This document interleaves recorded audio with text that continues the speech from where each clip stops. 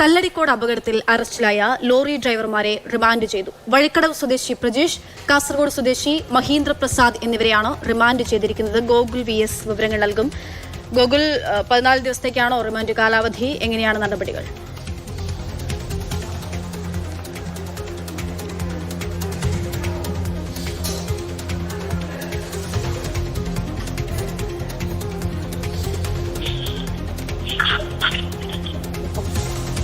ഗോകുൽ, കേൾക്കാമോ?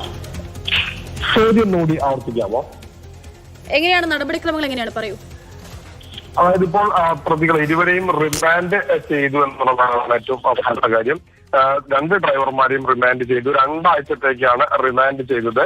കല്ലടിക്കോട് അപകടത്തിന്റെ പശ്ചാത്തലത്തിൽ 2 ഡ്രൈവർമാരെയും പോലീസ് കസ്റ്റഡിയിലെടുത്തിരുന്നു.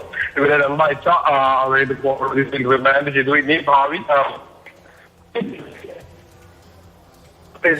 വാഹനത്തിൽ വന്ന ഡ്രൈവർ ഫോൺ ഉപയോഗിച്ചിരുന്നു എന്നുള്ളതാണ്. MVDയുടെ ഒരു നിരീക്ഷണത്തിൽ ഇതിന് മുൻപ് അദ്ദേഹത്തിന്റെ ഫോൺ ആക്ടിവേറ്റ് ആയിരുന്നു, അല്ലെങ്കിൽ കോൾ ചെയ്യുന്നുണ്ടായിരുന്നു.